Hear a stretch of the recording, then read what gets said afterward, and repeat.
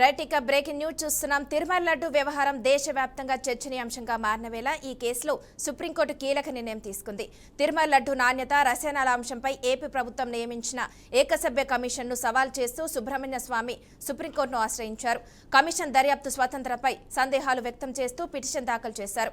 అయితే ఈ అంశంపై విచారణ చేపట్టిన సుప్రీంకోర్టు కమిషన్ దర్యాప్తు ప్రభావితం అవుతుందని భావించడం లేదని స్పష్టం చేసింది. ఏపీ ప్రభుత్వం ఏర్పాటు చేసిన ఏకసభ్య కమిటీకి గ్రీన్ సిగ్నల్ ఇస్తూ కీలక తీర్పు వెలువరించింది. దీంతో తిరుమల లడ్డు రసాయనాల వ్యవహారంపై కమిషన్ విచారణ కొనసాగేందుకు మార్గం సుగమమైంది.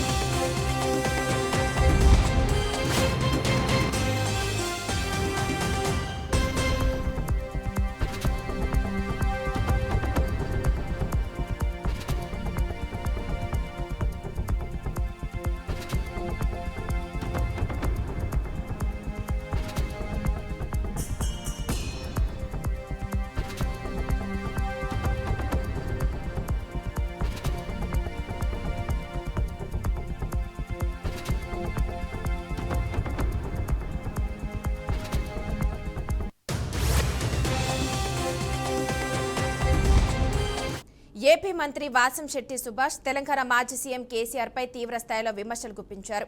శెట్టి బల్జులను బీసీ జాబితా నుంచి తొలగించి ఓసీలో చేర్చడం కేసీఆర్ కు తీరని ద్రోహమని మంత్రి తెలిపారు. శెట్టి బల్జుల కుల ప్రయోజనాలకు ప్రాధాన్యం ఇవ్వకుండా పార్టీ వర్కులు జరిపితే తీవ్ర పరిణామాలు ఉంటాయని మంత్రి ఘాటుగా హెచ్చరించారు. తెలంగాణలో శెట్టి బల్జులను తిరిగి బీసీ జాబితాలో చేర్చారని బీసీ కమిషన్ను కలిశారని చెప్పుకొచ్చారు. కొడుపూడి సత్యబాబు ఇతర నేతలు కుల ఐక్యతతో సామాజిక రాజకీయ ఎదుగుదల సాధ్యమని చెప్పుకొచ్చారు. అంబేద్కర్ కోనసీమ జిల్లా గంగలకూరు ఆగ్రహంలో జరిగిన శెట్టి బలిజ సంఘం స్తూపం ఆవిష్కరణ సభలో మంత్రి ఈ వ్యాఖ్యలు చేశారు.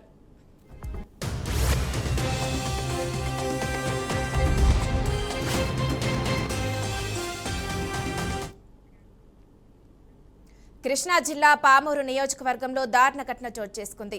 పామూరు మండలం డీపీగూడెంలో తండ్రిని తనయుడు కత్తితో నరికి హత్య చేసిన ఘటన కలకలం రేపుతుంది. నీళ్లు కాసేందుకు మంట ఎక్కువగా పెడుతున్నావని మందలించగా కోపంతో చంద్ర మహేష్ తన తండ్రి సురేష్ పై మెడా చేతులపై విచక్షణారహితంగా దాడి చేశాడు. తీవ్ర గాయాల పాలైన సురేష్ ను మచిలీపట్నం హాస్పిటల్కి తరలించగా అప్పటికే మృతి చెందినట్లు వైద్యులు నిర్ధారించారు. ఈ ఘటనపై పోలీసులు కేసు నమోదు చేసి దర్యాప్తు చేపట్టారు. తెలంగాణ ఛత్తీస్గఢ్ సరిహద్దు అటవీ ప్రాంతాల్లో భద్రతా బలగాలు విస్తృతంగా కోంబింగ్ నిర్వహిస్తున్నాయి. జిల్లా తడపాల డోలి గ్రామాల పరిసరాల్లో మావోయిస్టుల కోసం గాలింపు చర్యలు ముమ్మరం చేశాయి. ఈ క్రమంలో కర్రెకుట్ట ప్రాంతంలో వరుసగా బాంబుల మోత వినిపించగా అప్రమత్తమైన బలగాలు పలు మందు పాత్రలను గుర్తించి నిర్వీర్యం చేశాయి. అలాగే మావోయిస్టులు ఏర్పాటు చేసిన బంకర్లను కోబ్రా దళాలు ధ్వంసం చేస్తూ ముందుకు సాగుతున్నాయి. అటవీ ప్రాంతంలో ఎలాంటి అవాంఛనీయ ఘటన జరగకుండా భద్రతను కట్టుదిట్టం చేసినట్లు అధికారులు తెలిపారు.